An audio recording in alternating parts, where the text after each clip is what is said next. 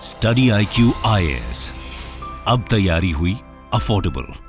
नमस्कार दोस्तों, Israel Hamas war के बीच में जो एक बड़ा डेवलपमेंट सामने आया है वो ये है कि अमेरिका ने ईरान के ऊपर हमला किया, लेकिन ईरान के देश के अंदर हमला नहीं हुआ है। ये हमला बेसिकली सीरिया के अंदर किया गया। अब आप में से कई लोग सोचेंगे कि जब हमला ईरान के ऊपर हुआ तो सीरिया में कैसे ये हमला हुआ है। मैं आपको बता दूं कि ईरान के कई सारे जो बेसेस हैं, जो एसेट हैं, वो आपको सीरिया में देखने को मिलते हैं। इनफैक्ट फॉरेन कंट्रीज के कई सारे बेसेस, जैसे रशिया की बात करिए, अमेरिका की बात करिए, उनके बहुत सारे बेसेस आपको सीरिया और इराक में देखने को मिलते हैं। और ये यहां पर इसी की वजह से कॉन्फ्लिक्ट का बड़ा कारण बना हुआ है। तो अमेरिका ने सीरिया के अंदर ईरान के ऊपर हमला किया है। इसका खबर आप ये देख सकते हो, US strikes Syria bases used by Iran linked groups. तो इसको हम डिटेल से समझेंगे और साथ ही साथ ये भी जानने की कोशिश करेंगे कि ये जो हमला हुआ है, क्या जो इजराइल हमास का वॉर है इसको फर्दर पुश दे सकता है, क्या ये वॉर और ज्यादा एस्केलेट हो सकता है, यूएस क्या सिग्नल करना चाह रहा है ये अटैक करके।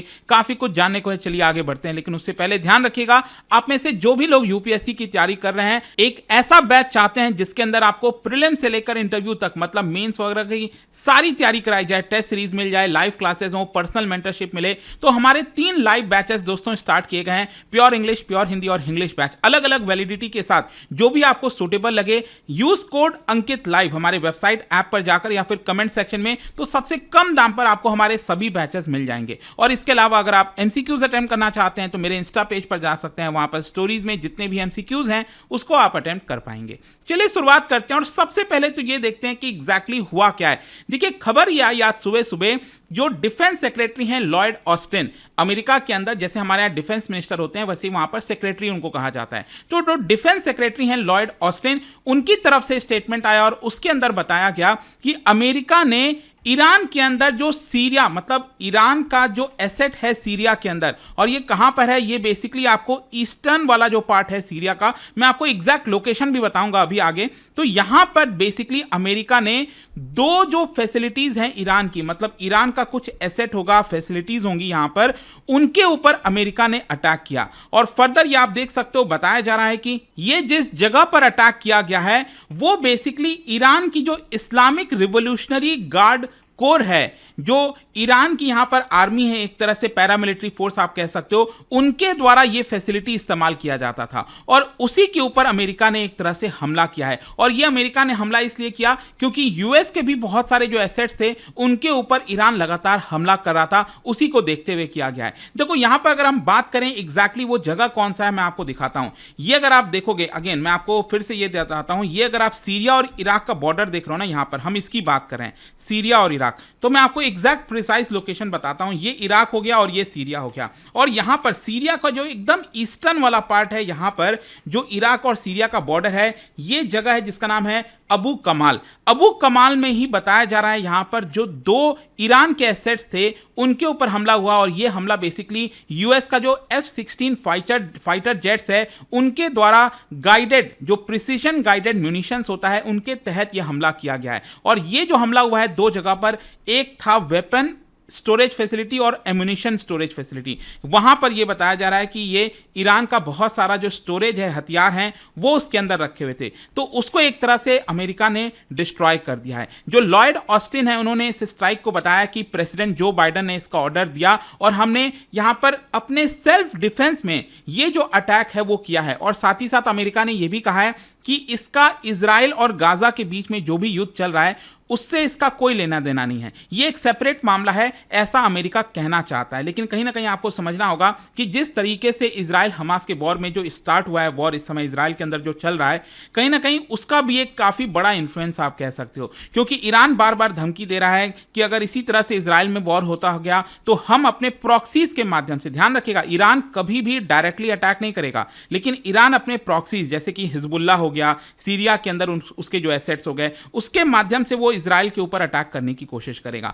और कहीं ना कहीं इसी को देखते हुए अमेरिका ने एक तरह से यहां पर जो ईरान का एसेट्स है उसके ऊपर अब हमला करना स्टार्ट कर दिया है। और ये अभी हो सकता है कि ये इतना पर ना रुके, क्योंकि लॉयड ऑस्टिन ने कहा है कि ये जो स्ट्राइक है वो हो सकता है कि और भी जारी रहेगी, मतलब ईरान के जितने भी एसेट्स होंगे हम उसको यहां पर खत्म करके रहेंगे, ये एक तरह से इशारा दिया जा रहा था। जहां तक कैजुअलिटीज की बात बात है, मैं आपको बता दूं कि अभी तक जब मैं वीडियो रिकॉर्ड कर रहा हूं तब तक किसी भी कैजुअलिटीज की खबर नहीं आई है। मतलब वैसे बताया तो जा रहा है कि जहां पर हमला हुआ है वहां पर कई लोग होंगे, लेकिन एग्जैक्टली कौन मारा गया है, कितने लोग मारे गए हैं, इसका अभी तक कोई अंदाजा नहीं है। मतलब हो सकता है कि ये नंबर आए आगे आने वाले समय में जब इसके बारे में और पता किया जाएगा, लेकिन अभी इसके बारे में कोई फिगर नहीं है। लेकिन क्वेश्चन यहां पर यह है कि अमेरिका ने, यूएस ने ये अचानक से अटैक क्यों कर दिया। मैं आपको बता दूं, ये अचानक से अटैक नहीं है। एक्चुअली हो क्या रहा है, अमेरिका का ये कहना है कि 17 अक्टूबर से अगर आप देखोगे तो अमेरिका के जो एसेट्स हैं सीरिया के अंदर, इराक के अंदर, उनके ऊपर हमला किया है ईरान ने इनडायरेक्टली, और इसी का बदला लेने के लिए हम ये कर रहे हैं। इनफैक्ट अमेरिका की तरफ से बोला गया है, पेंटागन की तरफ से, कि 19 बार, मतलब 17 अक्टूबर से लेकर आज यहां पर 19 बार ईरान ने हमारे ऊपर हमला किया, जिसमें से 12 बार हमला इराक के अंदर किया गया, यूएस के जो एसेट्स हैं इराक के अंदर, और सीरिया के अंदर जो एसेट्स हैं यूएस के, उसके ऊपर 4 बार हमला हुआ है, जिसकी वजह से करीब 21 यूएस सर्विस जो मेंबर्स हैं उनको कुछ इंजरीज हुई थी। ये इंजरीज बहुत माइनर था, कोई बहुत मेजर इंजरीज नहीं हुआ था। लेकिन अगेन ईरान का ये जो अटैक था अमेरिका के ऊपर, इसी को देखते हुए यहां पर अमेरिका ने ये अटैक किया। इनफैक्ट बाइडन का अगर आप देखोगे तो उन्होंने डायरेक्ट यहां पर वार्निंग दिया है ईरान को, और कहा है कि अगर ईरान इसी तरह से अपने प्रॉक्सीज के माध्यम से यूएस फोर्सेस के ऊपर अटैक करेगा तो हम ईरान को नहीं छोड़ेंगे। ये आप देख सकते हो, बाइडन का ये बयान है, माई वार्निंग टू द अयतुल्ला खमाइनी की हम वो बात कर रहे हैं, was that if they continue to move against those troops, we will respond। और बाइडन ने कहा है कि हमारा जो प्रेजेंस है इराक और सीरिया में, उसका अगेन इजराइल से कोई लेना देना नहीं है। हम वो फोर्सेस को इजराइल के अंदर नहीं लगाएंगे, वो सिर्फ और सिर्फ इराक और सीरिया के लिए है, वहीं पर उनका प्रेजेंस रहेगा। वैसे मैं आपको बता दूं, वो जो रीजन जहां पर अमेरिका ने हमला किया, पहले भी इस तरह के हमले होते आए हैं। इनफैक्ट पिछली बार यूएस ने जब हमला किया था वो हुआ था इसी साल मार्च के महीने में, जब बताया जा रहा है कि वहां पर भी अमेरिका ने जो ईरान की इस्लामिक रिवोल्यूशनरी गार्ड कोर है उनके ऊपर हमला किया था, क्योंकि ये यूएस के ऊपर हमला करते थे, फिर यूएस इनके ऊपर हमला किया, और फिर ये लोग ईरान के जो प्रॉक्सीज हैं वो यूएस की तरफ हमला करें। मतलब कहने का मेरा मतलब यह है कि वहां पर लगातार इस तरह की चीजें देखने को मिलती हैं। लेकिन जो ये आज खबर आई है हमले की,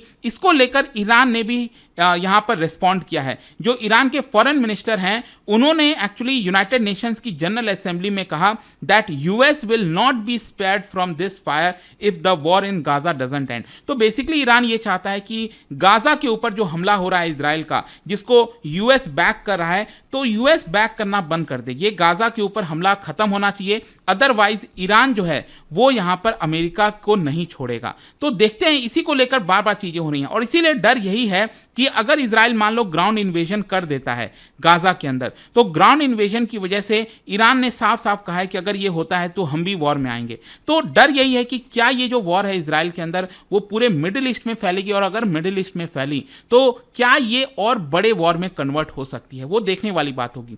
लेकिन इसका सिग्निफिकेंस क्या है, ये जो अटैक हुआ है अमेरिका के द्वारा, वो अगर आप देखोगे तो बाइडेन एडमिनिस्ट्रेशन ने बेसिकली यही कहा है कि सीरिया और इराक का जो बॉर्डर है वो सेंटर ऑफ ग्रेविटी है, वहां पर ईरान अलग अलग तरीके से यूएस के ऊपर हमला करता है, इसीलिए हमें ये सारी चीजें करनी पड़ रही हैं। लेकिन जैसा मैंने आपको बताया कि जिस तरीके का सिचुएशन इस समय मिडिल ईस्ट के अंदर हो रखा है, इसीलिए बार बार यही डर है, क्योंकि यूएस ये कह रहा है कि इस समय जो सिचुएशन है इजराइल के अंदर, उसको देखते हुए यहां पर हम एक स्ट्रांग मैसेज सेंड करना चाहते हैं ईरान को। और ये मैसेज क्या है? मैसेज बेसिकली अमेरिका यही देना चाहता है कि ईरान इजराइल वॉर में ना है, मतलब इजराइल में जो भी कुछ हो रहा है उसमें ईरान जरा भी सपोर्ट ना करे हमास को। अगर ईरान ऐसा करेगा तो हम ईरान को नहीं छोड़ेंगे। तो क्या अमेरिका का ये जो मैसेज है वो ईरान समझ पाएगा? क्या ईरान मानेगा इस चीज को लेकर? शायद ऐसा लगता नहीं है। वैसे मैं आपको एक और अपडेट दे दूं, बड़ा अपडेट है ये,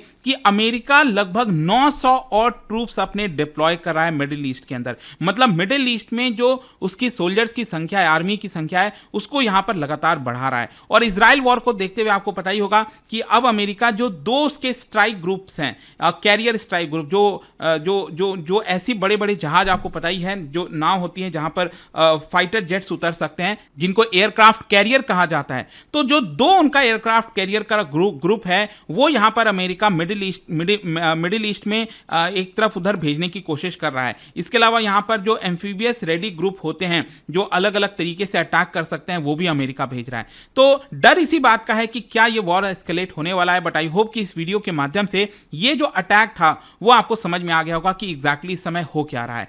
जाने से पहले एक इंटरेस्टिंग क्वेश्चन, क्या आप बता सकते हो इन चारों में से कौन सा लेवांट कंट्रीज के अंदर नहीं आता है? इन चारों कंट्रीज में से कौन से लेवांट कंट्रीज के अंदर नहीं आते हैं? और इसका राइट आंसर आप सबको पता है, मेरे इंस्टाग्राम पर तो मिलेगा ही, वहां पर अगर आप नहीं हो कोई बात नहीं, टेलीग्राम से ले सकते हैं इसका सही उत्तर। मैं कई सारे जो एमसीक्यूज हैं वो यहाँ पर स्टोरीज में डाला करता हूं। बाकी अगर आपको पीडीएफ चाहिए तो टेलीग्राम पर आइए, अलग अलग सोशल मीडिया पर आप जुड़ पाओगे। और जैसा मैंने आपको बताया, यूपीएससी की अगर आप तैयारी कर रहे हो, just use the code Ankit live to get maximum discount. And I hope कि वीडियो आपको पसंद आया होगा। मिलता हूं आपसे next time. Till then, thank you very much, see you soon. Study IQ IAS, अब तैयारी हुई अफोर्डेबल।